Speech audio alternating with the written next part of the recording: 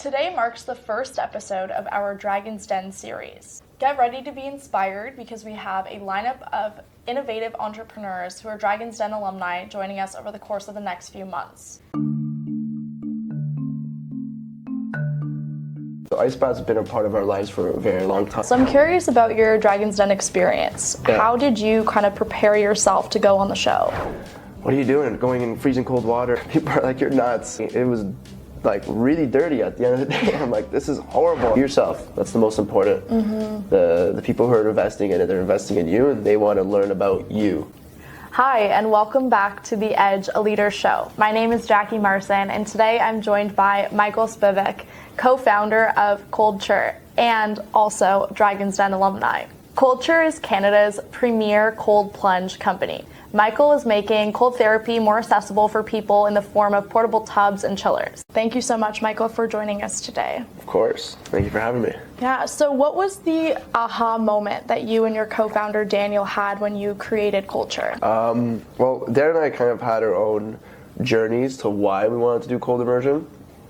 Mine was for more of like, I was very much involved in modalities such as like breath work and putting on in that space of like personal development. And when COVID hit, people weren't together. Right. So I'm like, okay, like we're stuck at home. Like, what could I do to kind of challenge myself and put myself in a new realm that I haven't been in before? And then that's what ice baths started to come in. But we both also were hockey players, so ice baths have been a part of our lives for a very long time. Nice. And kind of when COVID hit around, we approached ice baths from a different intention than we did before, versus like athletic, like physical, like gotta get in, get rid of the inflammation, versus now it's like, okay, now we can make this more of an intentional experience. And I started doing it at my house, started posting a lot on social media, and a lot of my immediate community was like, what are you doing? Going in freezing cold water, and we're in Canada, so it's like -20 out, and people are like, you're nuts. And after 20 days of doing it consistently, a lot of people started saying, oh, I want to come try this now. I want to come see what this is all about. Because I wasn't just sharing me going into it, I was sharing like everything that was going on with me, like all the thoughts I had, like, I don't want to go into the cold water, this is scary.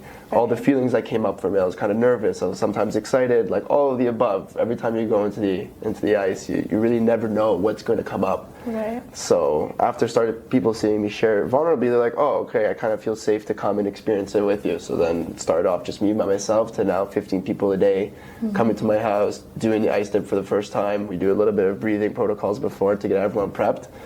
And I started doing that myself for like 6 months of just people coming in and out, trying the cold. And I was doing it out of a chest freezer. And for me, it was like, this is super inaccessible. And I was 21, 22 at the time. And being a young guy, I want to constantly move around. So having something as a chest freezer wasn't so accessible for me to, hey, I want to come to your house and do an ice bath with you. I was just all about spreading the message and how can I spread the message even more. And that's what kind of led me to the thought of like, okay, what if I create a product that is portable, movable, but is also a vessel that's meant to have humans in it, not like a chest freezer. A chest freezer is meant for like frozen meat and frozen fish. They're not for like guys to go into the tub and be like, oh, this is what we're supposed to do here. And it wasn't like electrically grounded, and there's like safety precautions too that had to come with it. So that really led me on the thought of like, okay, let's create an ice bath that's portable, but also permanent at the same time. Like not something that can just be like a kiddie pool, like inflatable. Something that's like super hard, rigid, very durable. Something that can last through all conditions. And then how can I also make a system that cools my water without me having to add ice, but also filtering it as well so that I don't have to constantly keep dumping it. And that was the biggest thing that I ran into with the chest freezers, that after I had like my people come through the day, it was like really dirty at the end of the day. I'm like, this is horrible. And I'm like, I didn't know how to do it. And like the chest freezer was super heavy, and like I had to call my friends over to do it. And I didn't want that experience for my friends to come over and have to like deal with the hassle of dumping the water, adding ice to it. I wanted them just to come, breathe, get in the cold, and I had a sauna as well, and that's it. Just have that type of experience. Right. So it kind of came from a pain point of having to deal with all that hassle to now it's like, all right, this is possible. I don't see it out there, so let's put on our thinking minds, our innovating minds, and let's get to work. And Dan, my co-founder, was living in Tulum at the time. Okay. So I was in Canada, he was living in Tulum. My brother was actually living with him at the same time there. And he was thinking about the exact same idea without us even knowing that we were both like on the same page. Like I was doing my own thing, he was doing his own thing. Like he just saw me on social media. I didn't really see what he was doing. I was just hearing about it through my brother and like whenever I connected with him. And it came to a point where we're just like, yo, we're both on the same page. Let's come together. Let's put our minds together and let's make this happen.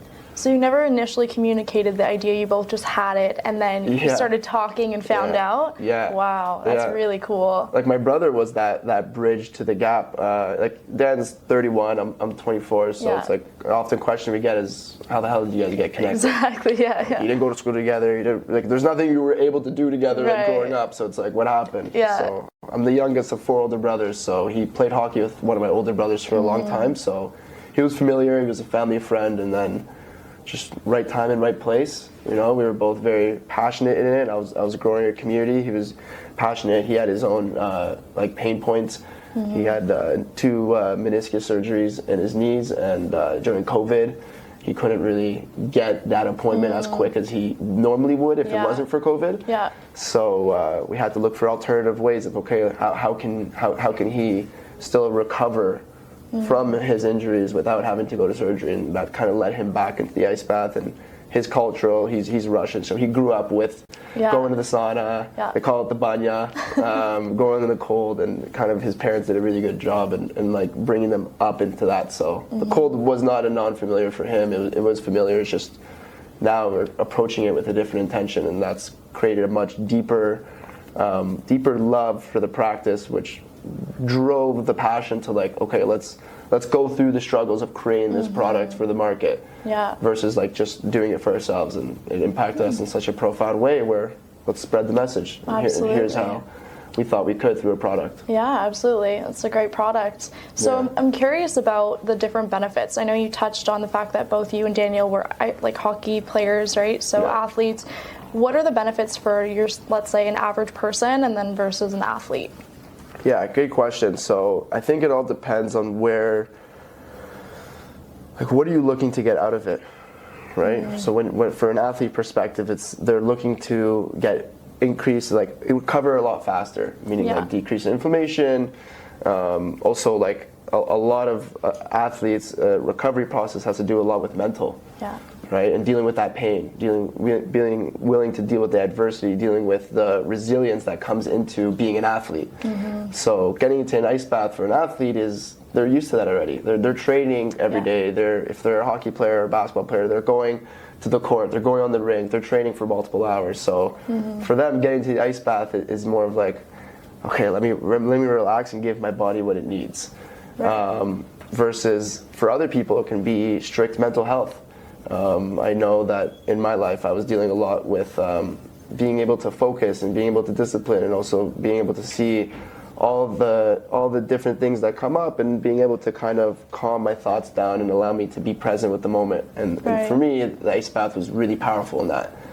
So the ice bath is like, you can really get anything you want out of it. It just depends what's your intention with it. And I think that goes with life too, right? Absolutely. So it really depends. What do you want out of it? It's going to change the outcome too. So very interesting. You know, it's interesting you're saying about like athletes, they kind of have that strong-willed mind. And it's making me think of Tony Robbins. I know he does cold plunges every single day. He starts his day doing one. So what are some techniques that, you know, people that maybe don't have the same kind of discipline as someone like that, or someone like an athlete, what are some techniques that we can use to kind of mentally prepare ourselves for an ice bath? Yeah, no, great question. What I tell people all the time, we have thousands of customers that, you know, aren't athletes or aren't the Tony Robbins big CEOs and, you know, have experience with that. It's like, okay, like what does you can call it a regular guy who goes, he does his stuff, he has a family and wants to do an ice bath. And what we say is start small. You don't have to go crazy. Start with just getting in for 30 seconds. Right. And then we have, part of COLDTURE, we created this cold coaching program where we like get on a 30-minute one-on-one coaching call with you to figure out, okay, hey, like, what are your goals? What do you need? And then now let's create protocols around that to help you achieve your goals. So if you've never done it before, I would definitely recommend going and searching up like Wim Hof or any of these guys that are big advocates for the cold. and see what protocols they use to help them get through the ice bath. For me and for everyone, it's all about the breath. It's all about your breathing techniques. If you're going into it and you're not breathing, you're probably going to have a horrible time in the ice bath. Absolutely. But if you take 5 to 10 minutes before to do a little bit of breathing protocols, like a little bit of practice before that, and then you take that into the ice bath and you're following the rhythm of what you've practiced, you'll be able to actually get into the cold a little bit easier, and you'll see that you'll probably be able to last a little bit longer because now you're breathing through the moment and you're literally just focused on your breath, nothing else. So what I would suggest to someone who's not that type of person, let's say, is go research it, find what's out there, and it's all in the breath. So that's really the key. Okay, awesome. Thank you. Yeah, so I'm curious about your Dragon's Den experience. How did you kind of prepare yourself to go on the show? Good question. My brother was on Dragon's Den 5 years ago now. Wow, okay. Runs in the family. Yeah, right.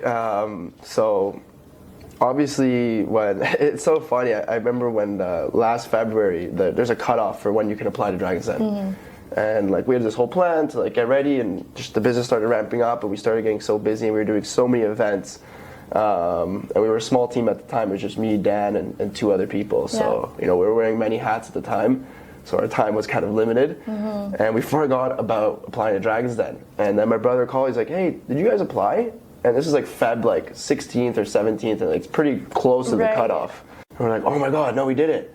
What the hell?" So we quickly went onto the application, filled it all right in. They responded to us right away. They're like, because we were late, so they literally the next day, they're like, "Guys, like we gotta get an interview right now if we're gonna like get you guys on or whatever." So they still accepted the application, obviously. Yeah, they accepted it, right? Also, like, we're a pretty unique business at the time, and in the end of the day, Dragon's Den is a TV show, and if they can bring on a product and founders that are entertaining and are interesting, then that's a benefit for them as well. For sure. So I'm sure when they saw the application, like, oh, ice bath company, we can get really creative on how we want to make this show. So yeah, we applied, they accepted, we got an interview. I was in Florida at the time, Dan was in Toronto. So we had to do the interview on Zoom, both of us in separate places. And for this interview, we had to like follow a script. Right? The script is like, hey, my name is Dan, my name is Mike, da-da-da-da-da. Okay. And we had to time it through Zoom. So just like everything was just like, it was just like kind of like all over the place. Like we signed up last minute, we did the interview like in 2 separate countries. Right. And thankfully they still loved it. They liked it. After that interview, they're like, we'll let you know in like a couple months if we're going to accept it. I'm like, damn, like couple months. And I'm just thinking about all the things that went wrong and all these like doubts and thoughts. I'm like, you know what? We practiced. We know our business. We know that our business is impactful. It's gonna happen. We're gonna do great.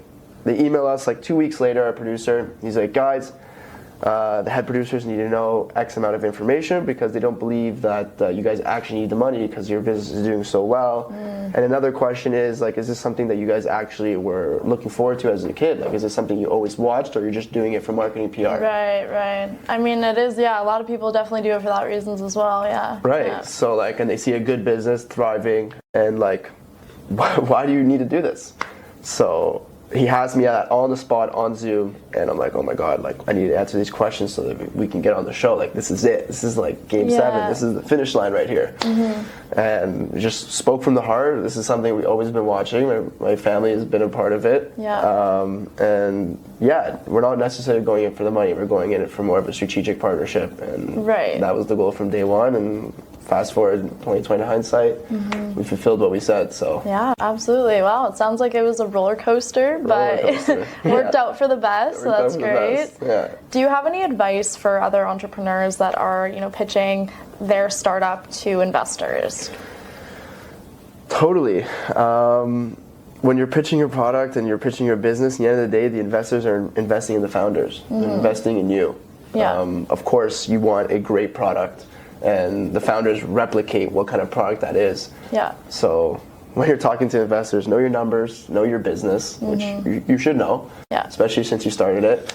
But a lot of the times, founders get caught in the midst of it, in the trenches of it, in the dirt, and you kind of forget sometimes to take yourself out of it and look at the company as a whole.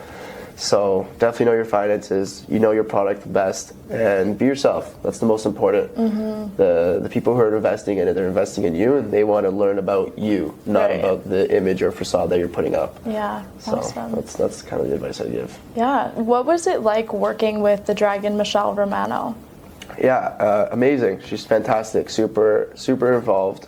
When we first onboarded and kind of got together, we spent a lot of time together, like long meetings, and really going through where the business is at, what are our goals for the next year. Yeah.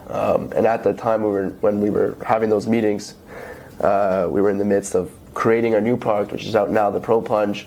And then we have a roadmap for a lot of new products up. So just going through what the roadmap looks like, where we could use her assistance, where we would want her support, and then obviously she chimes in on like what she sees can be useful to help us get to our goals. And super helpful. Like they have resources that I don't have at this current moment, right? Absolutely. So they helped in a big way when it comes to that. Very nice. Awesome. Okay, well, can you tell our listeners and readers a little bit about how they can learn more about COLDTURE? Follow us on socials. Follow us on IG. Our IG is like very entertaining, very community feel. Like our name is COLDTURE because of the community. Right.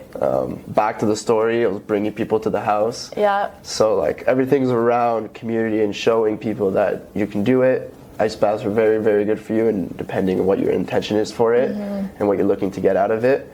And go on our website, coldture.com, and see what we got in store, and give us a call if you want to ask any questions. Thank you so much for joining us today, Michael, and stay tuned for the rest of our Dragon's Den series. Thank you for watching the Edge Leader Show. If you know someone who's an entrepreneur or would make a great fit for an interview, reach out to us.